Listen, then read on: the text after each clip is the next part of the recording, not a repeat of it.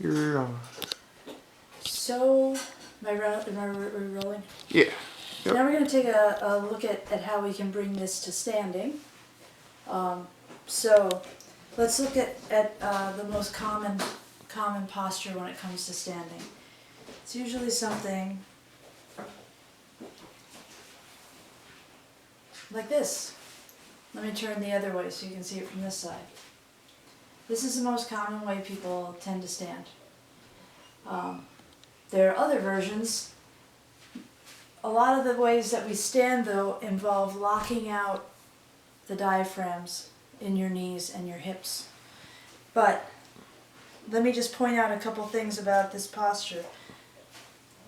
This arch is collapsed. My feet are turned out, the arch is collapsed. My knees are locked back, so I'm resting on the ligaments on the back of my knees, and I'm resting on the ligaments in the front of my hips.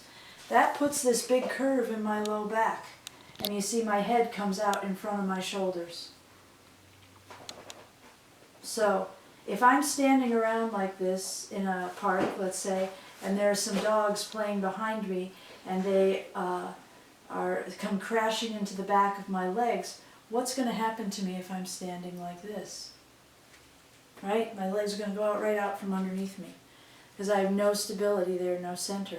That isn't really good for me. So what we need to do is we need to find a center. Let me also point out that if I'm standing like this and I want to walk, what I have to do in order to walk, because if I just bend a knee and if I just try to pick up a leg, I'm just going to fall off to the side, right? I'll just lift this up, I fall off to the side.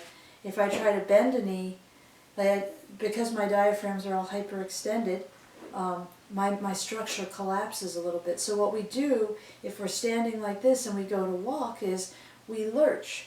We lurch our weight over one foot, and once the weight is on that foot, we swing the other one forward, and then we fall on it. You see, I fell onto the heel of my right foot.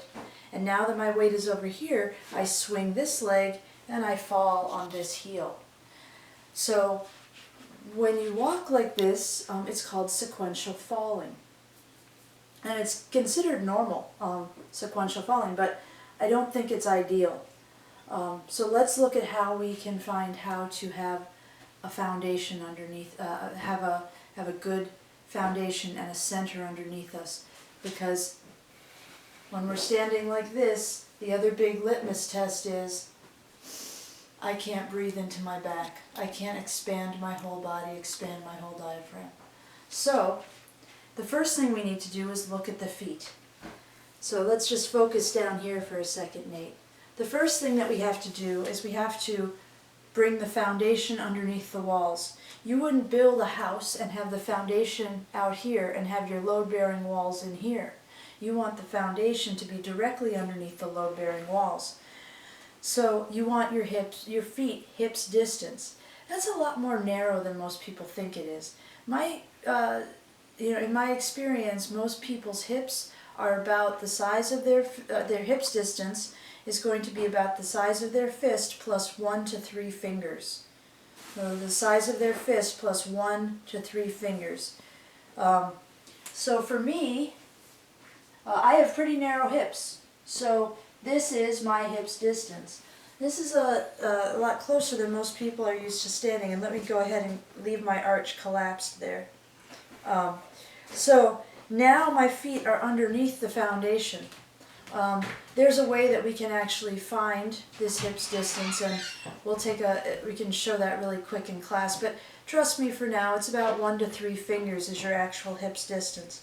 So now the next thing I have to do is correct the shape of my foot, because if I was to think of my foot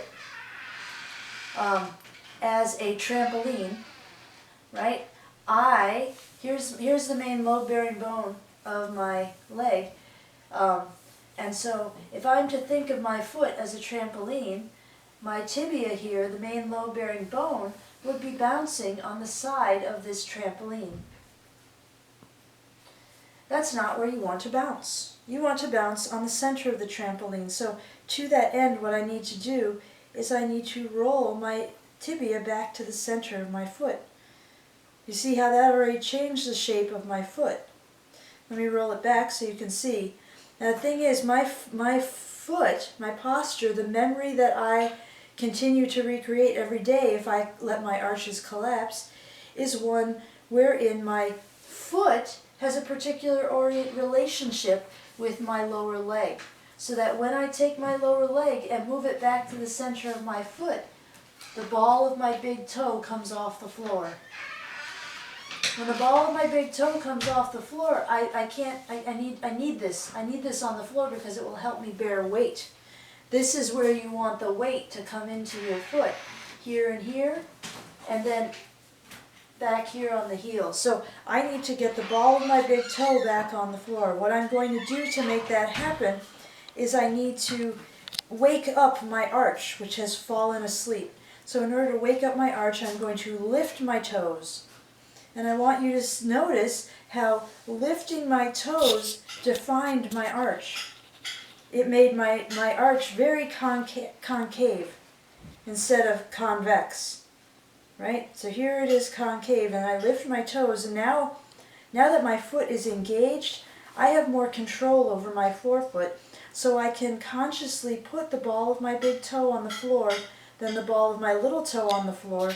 And then what I want to do at this point, I'm doing it on both feet now, I want to discriminate because the muscles that control the toes are up here in your shins. The ones that are lifting my toes like this are in my shins. The ones that are making the arch in my foot and maintaining this good placement of my tibia on the center of my arch are in my ankle and my foot itself. So what I need to do is I need to relax these muscles while keeping these engaged. So take your time when you do this. Keep your knees a little bit bent